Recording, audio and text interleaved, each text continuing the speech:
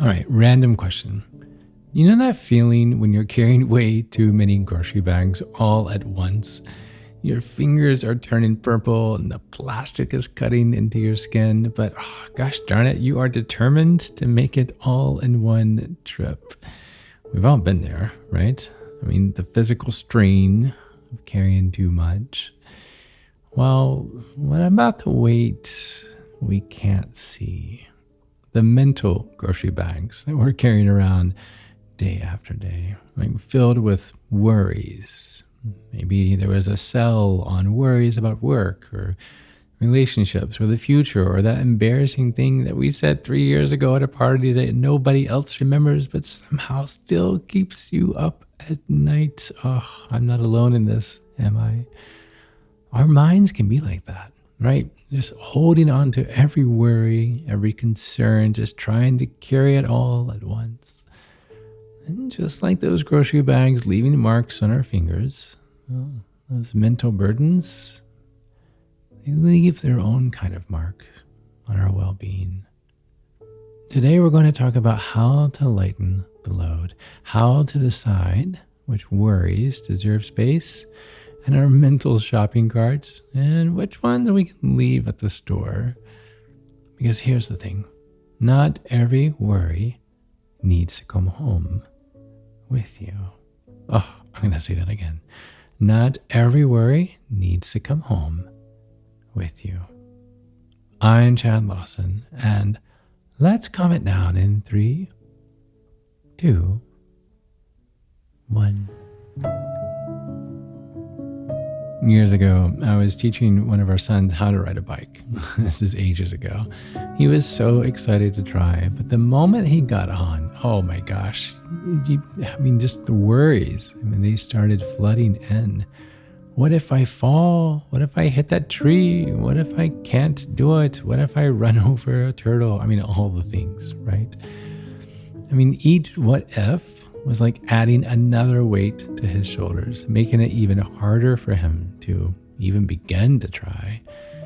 Well, it kind of reminded me like how worry works, right? It starts with that one small thought, and then another piles on, and then another, until we are carrying this massive bundle of what ifs that makes moving forward feel almost impossible. Well, worry is it's like a rocking chair. I love this analogy. It gives us something to do, but it doesn't get us anywhere. I'm going to say that again. Worry is like a rocking chair. It gives us something to do, but it doesn't get us anywhere. And here's what's so fascinating about worry. Our brains actually think that they're helping us when they serve up these anxious thoughts. It's like having that overprotective friend who means really well, but goes a bit overboard. Hey, have you thought about this and this? Oh, and don't forget about that. The thing is, some amount of worry, it's natural. It's even useful. It's what kept our ancestors alive when they heard wrestling in the bushes. But in our modern world, that same protective mechanism can sometimes go into overdrive. Makes us feel like everything is a threat to our survival. So how do we start lightening this load? Well, first, let's sort through these mental grocery bags, okay? And let's see what we're actually carrying. And grab a piece of paper. Yes, actually, grab one. I'll wait. Go ahead. Do you have one? Okay, good. Now, let's do what I call the worry audit. Write down everything that is weighing on your mind right now. Everything. Big worries, small worries, silly worries, serious worries. Get them all out of your head and onto that piece of paper. If you need to pause this, I understand. I'll never know. Now look at your list and ask yourself 3 questions about each worry. Are you ready? First question, is this something I can actually control? Is this something I can actually control? The second one is this worry about something happening right now, or am I traveling to the future?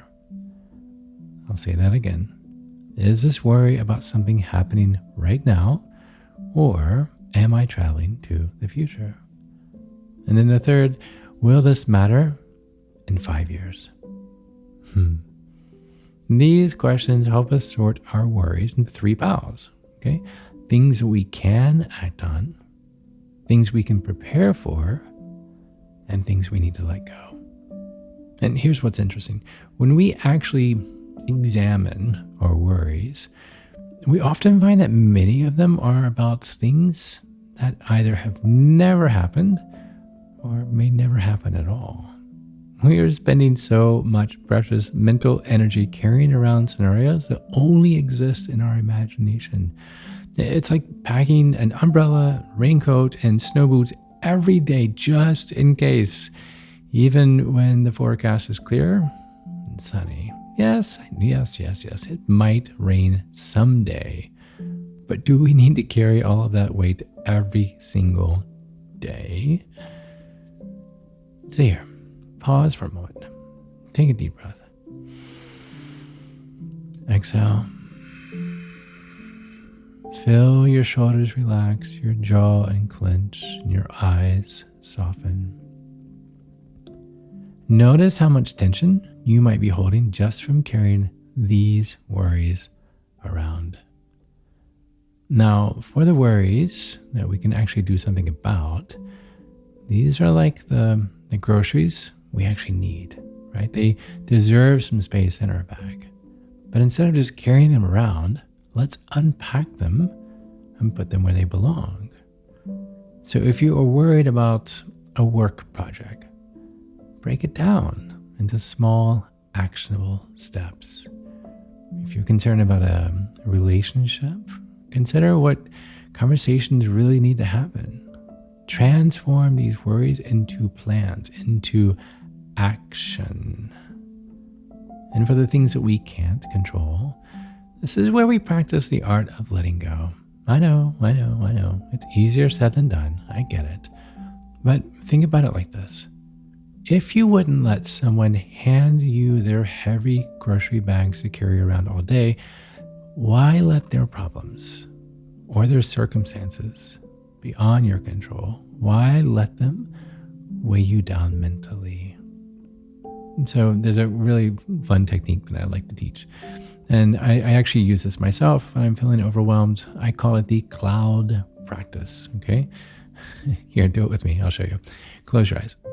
Imagine you're lying in the grass and you are looking up at the sky. Now, each worry that comes into your mind, picture it as a cloud.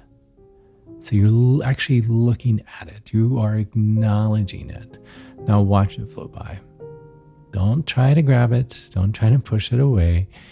Just observe it passing through.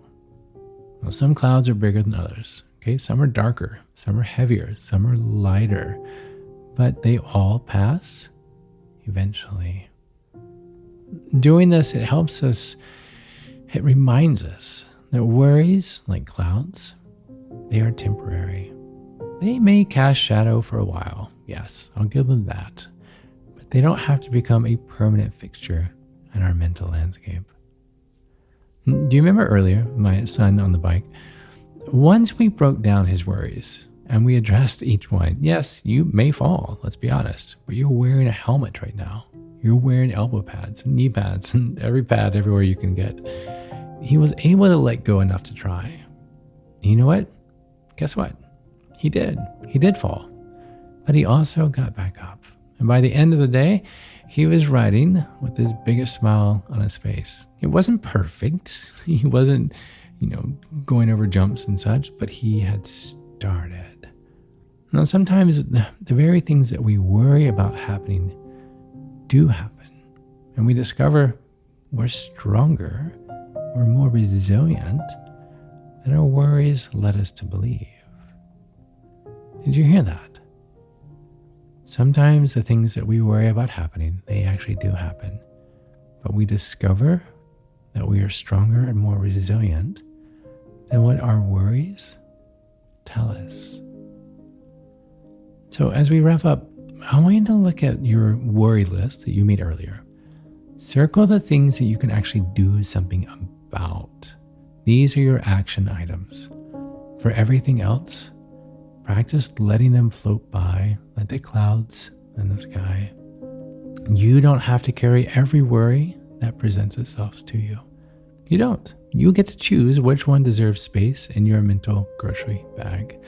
And sometimes the bravest thing you can do is set those bags down and trust that you have everything that you need. So this week, I challenge you to notice when you're picking up new worries. Before you add them to your bag, ask yourself, does this need to come home with me? Is this something that I can act on, or am I just collecting weight?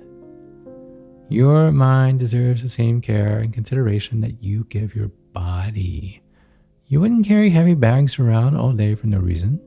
Well, extend the same kindness to your thoughts. Thank you. Thank you for listening.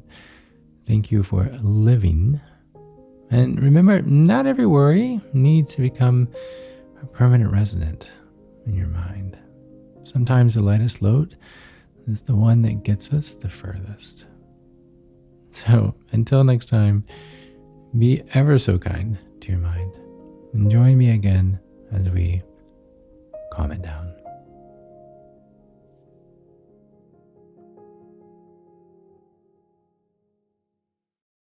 To find more episodes of Calm It Down, see where I may be appearing in your area, or just simply want to know where to send me some chocolate chip cookies, visit calmitdownpodcast.com. This podcast was written and produced by yours truly, Chad Lawson, composer, pianist, and nationally recognized Sweet Tooth. The views, expressions, and techniques in this episode are of my personal opinion and not intended, nor should they, serve as a substitute for medical advice or diagnosis rendered to you by your individual doctor or other healthcare provider. Only a licensed physician should evaluate your situation, provide a diagnosis, or render other medical advice to you, and you should only act upon the advice of this physician. Now, I'm an extreme empath by nature, but my profession is that of a composer and pianist, not a licensed therapist or physician. I hear from thousands of listeners how my music has helped them through various stages of emotional needs, and I simply want to offer this in future podcast episodes to aid those needs. So to find a list of licensed professionals in your area, please visit calmitdownpodcast.com. And if you've enjoyed today's episode, please leave a review, or better yet, share it with a friend. While it takes less than 60 seconds to do, its impact will last for years to come, as every little bit helps in growing the awareness and the importance of mental and emotional health. Thank you for listening. Thank you for living. And until next time, be kind to your mind and join me again as we calm it down.